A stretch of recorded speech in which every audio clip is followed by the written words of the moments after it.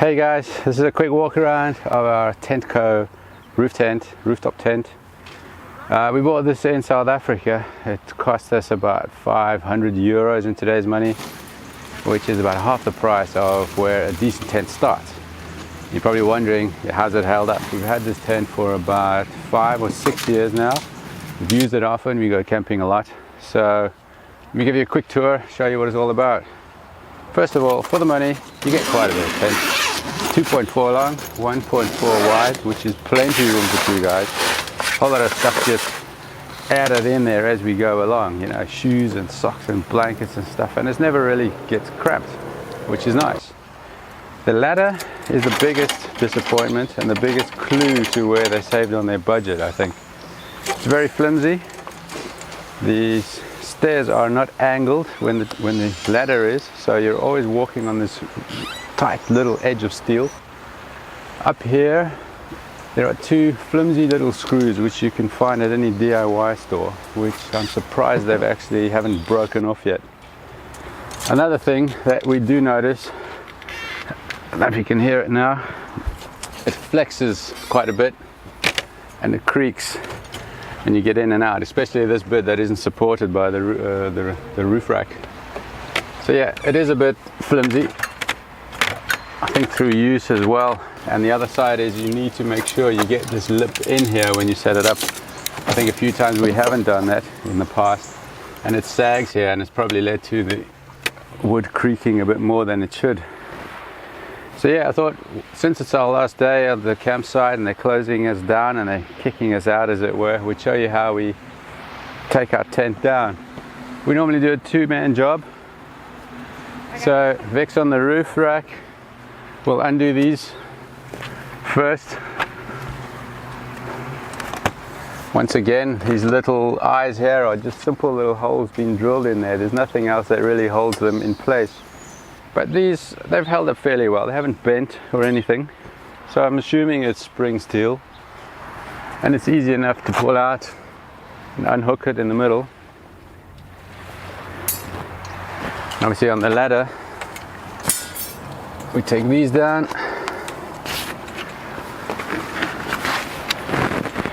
And since it's a Defender, we've got extensions for the ladder,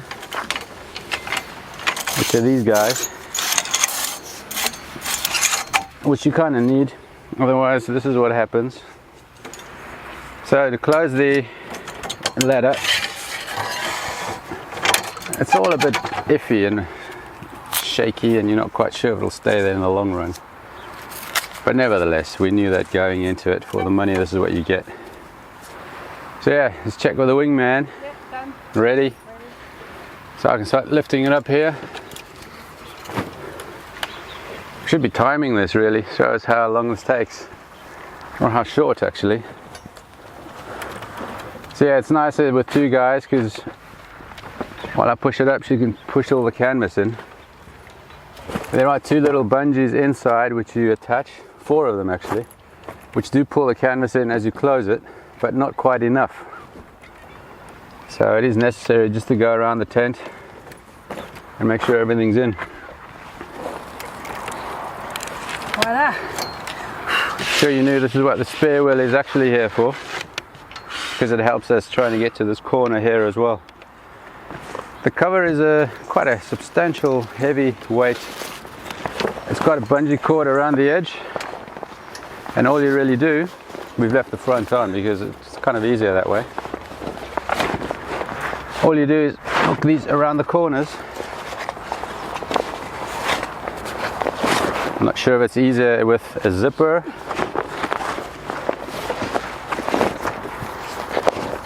There we go. Needs a bit of fettling.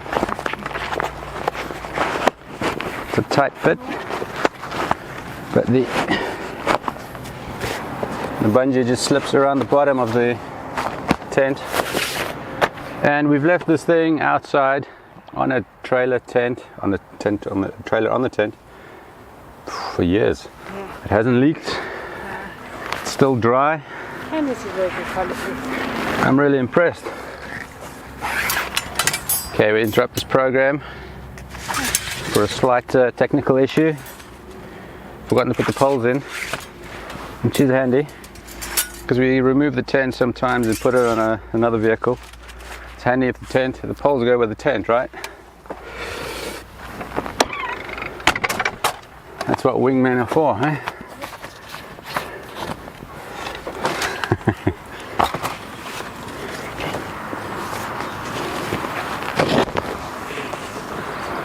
But yeah, at least there's no zipping or velcroing. You just flip it up. So that system is quite agreeable for us. And as I said, it keeps it all dry. A couple of straps here just for extra security. So yeah, you can see it's not the highest quality item. What do you expect for the money? But it's very comfortable. The mattress is about 6 centimeters thick. It hasn't sagged right through yet, which is good. So we're still quite comfortable on top. And it's pretty easy. I think I took, 2 minutes, except for my pole issue earlier. It weighs about 56 kilos if I remember correctly. It's doable. I can do it alone. It's not easy to take it off the car and put it back on. And once it's on the car, it's just easy. I mean, as soon as you arrive, you're up in your bed within 5 minutes, I think. So yeah, check it out. This is from Tentco in South Africa. No boundaries, it says on the label there. So yeah, let's go and check out the next one. If you like this video, give us a thumbs up. If you didn't like it, give us a thumbs up. Give us some comments below what you think. Do you have a better tent? Do you think we should change the thing or get a new one or something? And are you impressed with it? Anyway, let us know. Cheers. Cool.